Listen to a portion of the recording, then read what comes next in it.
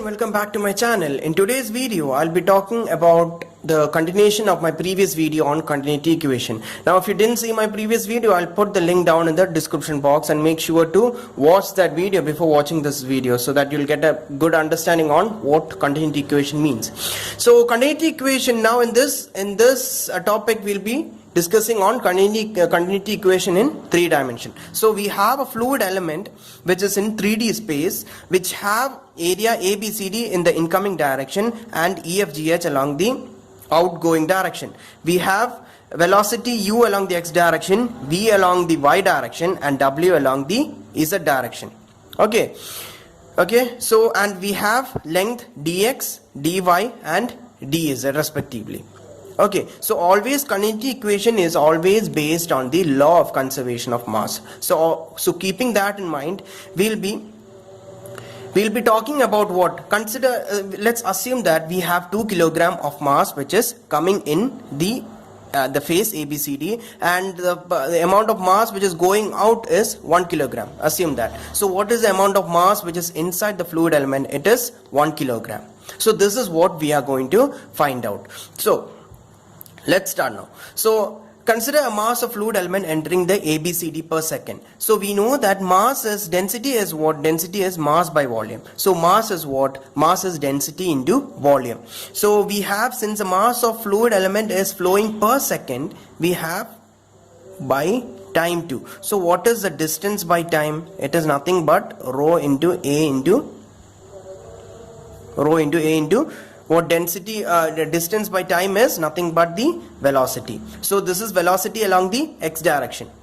Okay, so what is that? Rho into, what is area here? Area is what? Dy into dz. So we have area which is dy into dz. Okay, and we have velocity into u. Okay, so I hope it's clear. Now what is the mass of the fluid along the direction which is EFGH, outgoing direction? It is how much? It is the amount of fluid which is coming in, that is what? Rho u dy into dz. Yes, okay, it is this mass of fluid element which is coming in plus how much is the amount of mass which is coming out, which is along the x direction. Since it's along x direction, it is dou by dou x into rho u dy dz into dx, because it's along the x direction. Okay, so now here we are talking about what is the gain of mass along the x direction. So what is the gain of mass? Here I told that it is 2 minus 1, which is 1. So the same case we are taking here. So what is the gain of mass? Net gain of mass.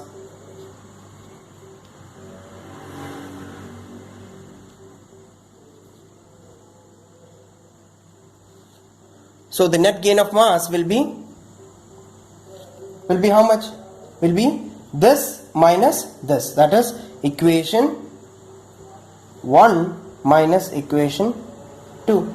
Okay, so what is it? Rho u dy dz minus rho u of dy dz minus dou by dou x rho u dy dz into dx. Okay, so now we can cancel these two terms. Okay, so we can cancel these two terms. So what will be the answer in the end? It will be minus of what? Minus dou by dou x of rho u dy dz into dx. So this is the net gain of mass along the x direction. This is along the x direction. Okay, so similarly we can write the net gain of mass along y direction. So what is the net gain of mass along the y direction? It will be minus dou by dou minus, it will be minus dou by dou y into rho v of dx dy dz. Similarly, we can write the net gain of mass along the z direction also, which is minus dou by dou z into rho w dx dy dz. So we can write the net gain of mass in total, right? So we take minus in common, so dx dy dz can also be taken as common, and we put the other terms in the bracket. So that need not be explained in particular. So I hope you know that. Now let's consider the net gain of mass per unit time will be always equal to the rate of increase of mass of fluid in that element. So there is always a how much amount of mass is getting in per unit time, that much amount of increase is there in the mass of the fluid in that element. So what is the mass of fluid in the element? I said that density is mass by volume. So mass is density into volume. So what is here? Density is rho and the volume is dx dy dz, which is the volume of the cube, dx dy and dz along the respective x, y and z direction. Okay, so this is the mass of fluid in that element. Since we have a rate of increase, we divide it by time. So dou by dou t into rho of dx dy and dz. Okay, so we simplify, we equate these two, which is the net gain of mass along the net gain of mass will be equal to the rate of increase of mass of fluid in the element, which is 1 is equal to 2.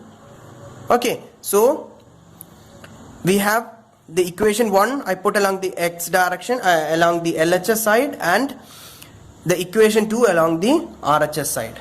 So what we get? We get dx dy dz can be cancelled from the both side, and since we have minus here, I take it to the right hand side.